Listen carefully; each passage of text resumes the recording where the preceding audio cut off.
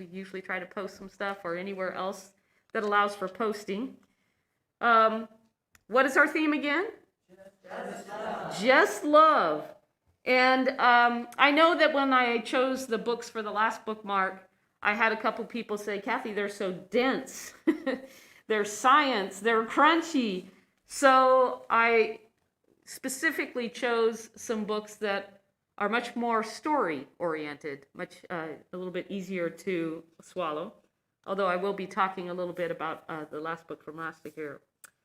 And I am, the front, of course, has each of the books chosen for this year. And the book Fierce Love is still arriving from our bookstore supplier, so not here today, but hopefully by next Sunday. And I explicitly chose different points of view of just love. So everybody knows, for instance, Neil Donald Walsh, but you might not have read his book called The God Solution, The Power of Pure Love. And of course, sometimes there are things in our lives that we don't want to love. So Byron Katie's Loving What Is. Good reminders, even if you have read her book before. The Return of the Mother, Return to Love, Grandmothers Speak is Native American. And wonderful message. We are all a net of light in this world. Matt Kahn, spiritual sage since he was small. And continues, I watch him on Facebook and always has some beautiful quotes and sayings. It's obvious that he is deeply connected and does his spiritual practice. And even the Love Mindset, an unconventional guide to healing and happiness, is a story of a woman whose life was really falling apart in many ways, and without a particular religious nature, but definitely a human spiritual nature, discussing how to heal and how to find happiness, the love mindset. So those are the books of this month, and of course on the back, inspiring you to live your best life. I know that I had not ever purchased the Dr. Ernest Holmes Prayer, How to Pray Effectively from the Science of Mind. So something you may want to use, again, to deepen your spiritual practice this year. And also meditations on self-love, if you prefer to have a daily, something daily to help stimulate your spiritual practice, that's available there. And Kieran Drucker, of course, I added the song, There Is Only Love. So maybe going forward, every time you step into the center, we're going to start playing that as our annual theme. And by the way, Kieran Drucker, one of our favorite New Thought musicians, played at the CSL convention this week. And she has a few new songs that were very, very attractive and appealing and lovely. So we'll see if we can introduce you to some of those. So the reason why we do the bookmark, whether you're a reader or not, is we know that when you change your thinking, you change your life. So reading is one form of spiritual practice. Music is a form of spiritual practice. Prayer, meditation, all a spiritual practice. And so today I'm going to be interweaving a few excerpts from different books. But it's not coincidence. It's Spirit speaking synchronously as a calling to me, and why I am sharing with you. Because the books and the interweaving of these excerpts that I read recently, again, all, of course, focusing on love. Just love.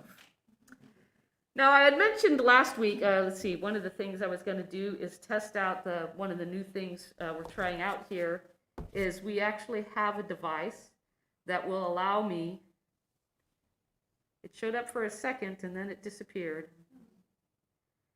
will allow me to mirror what I have on my iPad to the projector. It showed up for a second and then it went away. So that's where we're at. I'll try in a few minutes, Trevor.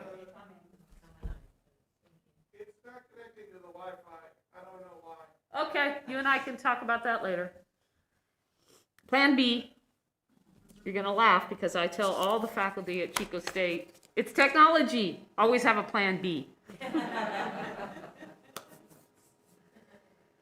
So the first book is Fierce Love. I introduced Reverend Jackie Lewis last week. And in her introduction, she says, I'm not referring to sentimental love of the romantic comedies, greeting cards, or pop music. I'm calling for a demanding, heart-transforming, fierce love. And as we talked about last week, when we think fierce, we usually think like, tiger. But if you look up the definition in the dictionary, it also means energetic and passionate. So that's the kind of love we're talking about. And fierce love breaks through tribalism to help humanity realize that we are inextricably and irrevocably connected to one another. Oneness, a science of mind principle.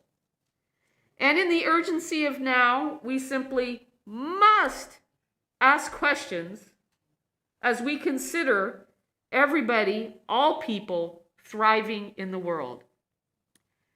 The Centers for Spiritual Living, the home office organization, the vision statement is a world that works for everyone. So that's what we are all doing and participating in together. The world doesn't get great unless we all continue to get better together. And that's the binding power of love. So, chapter 1 is love yourself unconditionally. So, anybody already feel like they've got that mastered? Well, in case, yes, you do think you have it mastered, love is infinite, so there's always more. And the premise of the book for chapter 1 is you must start with yourself unconditionally because that's where it all starts. Yeah.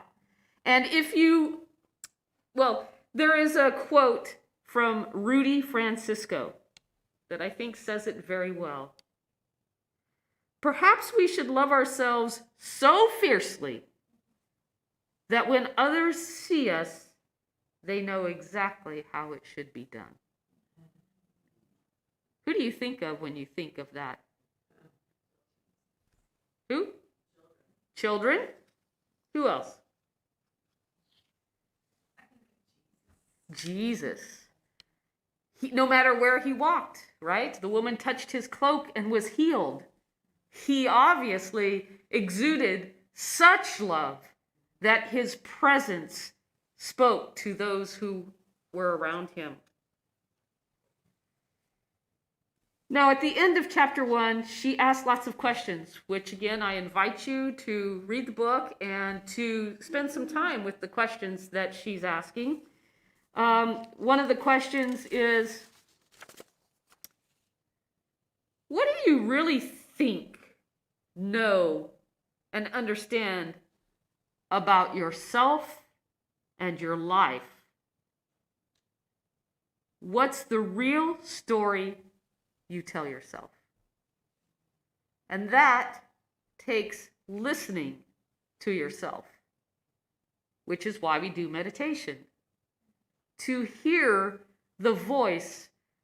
Of course, yes, we have chatty voices throughout the day, but the way we talk to ourselves, the way that we manage ourselves, the way we take care of ourselves, all speak to how deeply and unconditionally we love ourselves. What's the theme? Just love. Judging, labeling, comparing. How can you just love? And she says, when you and I make loving ourselves a prime objective, this self-love will source the rest. You yourself, as much as anybody in the entire universe, deserves your own love, and affection. I want you to embody that for a second. You yourself, as much as anybody in the entire universe, deserves your own love and affection. Not going out into the world and saying, love me. You don't love me. That wasn't a demonstration of love. How do you talk and how do you treat yourself? From infinite love that lives within you, do you speak to yourself from that essence, from that voice? That's what we're working on this year. So last week I mentioned, here's the nice thing about being able to speak back and back. Who did I talk about last week? Dr. Martin Luther King. Another example of someone who demonstrated love, even in the face of disruption, in the face of, what words do you even use? For civil disobedience. And I had mentioned his book, Strength to Love, where his wife wrote, a lot of people believe that this book changed their lives because this book best explains the central element of Dr. Martin Luther King's philosophy of nonviolence, his belief in a divine, loving presence that binds all life. And last week, if you weren't here, I actually, for the healing meditation, took excerpts from his letters from the Birmingham jail, the letter he wrote from the Birmingham jail. And he wrote that by reaching into and beyond ourselves and tapping the transcendent love, we shall overcome. Now, things kept ringing back and forth in my mind about those excerpts. The part that really spoke to me was when he was talking about being an extremist. Let me ask you, do extremists get attention? Yeah. Fierce love. Fierce love. That when you see it, it makes itself known and evident. And I'm going to do some more excerpts just to remind you a little bit as we move forward here. He's writing to the people who, particularly religious leaders, who had said that he had gotten too extreme. And he wrote, "You spoke of our activity in Birmingham as extreme, and at first I was rather disappointed that fellow clergymen would see my nonviolent efforts as those of an extremist." I started thinking about that fact, that I stand in the middle of two opposing forces in the Negro community. One is a force of complacency. One is a force of bitterness and hatred. I have not said to my people, get rid of your discontent. I have tried to say that this is normal and healthy discontent, and that it can be channeled through the creative outlet of nonviolent direct action. Now, this approach is being discussed as extremist. I must admit that I was disappointed of being so categorized, but as I continued to think about the matter, and probably pray about the matter, I gradually gained a bit of satisfaction from being considered an extremist. Was not Jesus an extremist in love? Paul, in the gospel of Jesus Christ, an extremist of love? Was not Abraham Lincoln an extremist of love when he said, "This nation cannot survive half slave and half free"? Was not Thomas Jefferson an extremist? We hold these truths to be self-evident, that all men are created equal. So the question is not whether we will be extremists, but what kind of extremists will we be? Will we be extremists for hate? Or will we be extremists for love? Fierce love. Just love. So the lesson of today is disrupt with the power of love. Now, it's a little bit of a conundrum because when you think disrupt, like, oh my God, you're not going to be peaceful? Well, Dr. Martin Luther King was very clear about there is a way to be nonviolent and yet directly impact people's thought, people's way of being, people's way of expressing what they know is their truth. And in this case, freedom. So let me ask you, is disruption uncomfortable? Why? Different. Change. Risky. Challenging. Out of your comfort zone, the habit, this normal place we live and express in. I'm comfortable.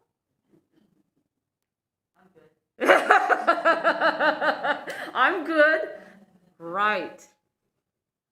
So we get to see, whether through Dr. Martin Luther King, Gandhi, many examples in the world, of that the disruption needed to happen in order to lead.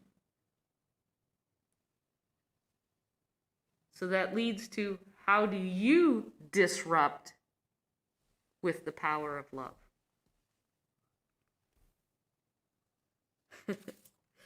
Let me try one more time. Is it? No, it's not connecting. So there is I'm going to bring it up for myself to read from. Somebody did, I don't want to call it a parody because it's not really that form, but everybody has heard of the prayer of St. Francis. Well, somebody got creative and changed it to the reverse St. Francis prayer. Now, they use the word disturbance a lot, but I'm going to say disrupt, okay? So it goes like this. Lord, make me a channel of disturbance. Where there is apathy, let me provoke. Where there is compliance, let me bring questioning. Where there is silence, may I be a voice. Where there is too much comfort and too little action, grant disruption.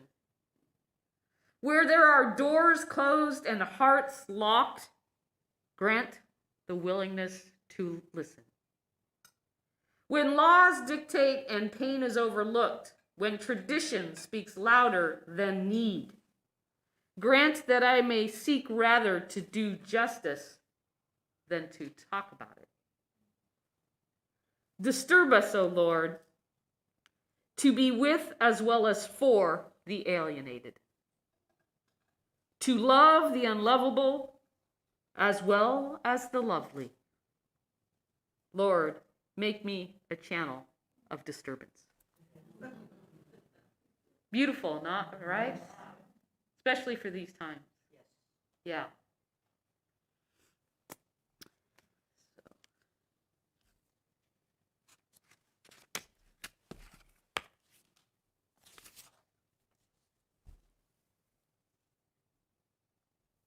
So the question is, do you think you'll be uncomfortable with fierce love? You think people will call you out?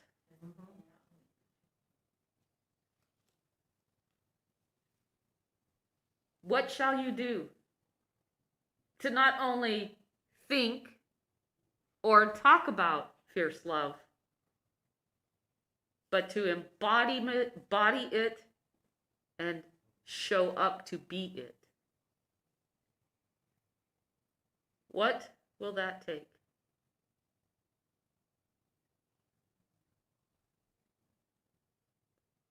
Dr. Martin Luther King, love is the greatest force in the universe. It's the heartbeat of the cosmos. He who loves is a participant in the being of God. So I sew together the end of another quote. I have decided to love. So I want you to now say with me, I have decided to love fiercely. I have decided to love fiercely. Again, with heart. I have decided to love fiercely.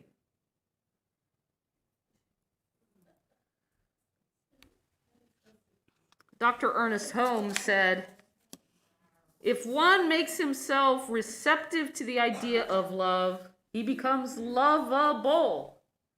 To the degree that he embodies love, he is love. So people who are loved,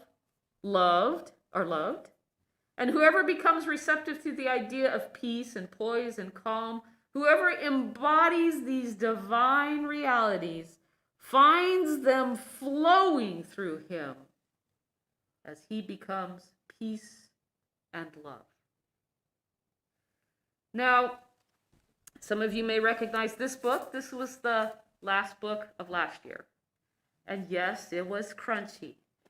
I can't wait to read it again. It was a very good book in a lot of different ways. And in his final chapter, there was just so much that lined up what he was saying as a scientist based on what he presented in the book with our philosophy of science of mind. And he says, what I hope you take away from this book is that it's not enough to change your state of being only when you meditate, only when you're in spiritual practice. It's not sufficient to just think and feel peace and love with your eyes closed, and then open them and carry on throughout the day in limited unconscious states of mind and body. Every time we change our state of being and begin our day by opening our hearts to the elevated states that connect us to love for life, we must carry and maintain and demonstrate that energy and state of being throughout the whole day, whether we're sitting, standing, walking, or laying down. Then, when upsetting events occur in our lives, if we can demonstrate this peace and love rather than unconsciously, with the greater whole, acting in unpredictable so-called natural reactionary ways, we are no longer then contributing to the world, we are contributing to the world's old consciousness when we respond as humanity may see as a response. So by breaking the cycle and demonstrating peace and love, by the example, we give others permission to do the same, which means you're asked to lead, you're asked to disrupt with fierce love. Because knowledge is for the mind and experience is for the body. When we move from thinking to doing and experiencing, the corresponding emotions of peace and love and inner balance, that's the moment we begin, where we really begin to change the programming. Of course, it's going to feel unnatural in the beginning to go against years of automatic conditioning, unconscious habits, reflexive emotional reactions, hardwired attitudes, and generations of genetic programming.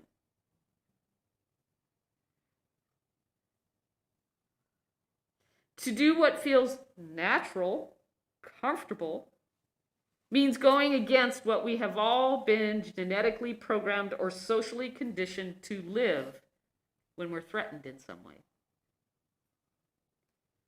I'm sure anybody that has broken from the consciousness of the tribe, whether it's the pack, the school, the herd, in order to adapt to a changing environment, and I will say an evolving environment, must have felt discomfort and uncertainty of the unknown.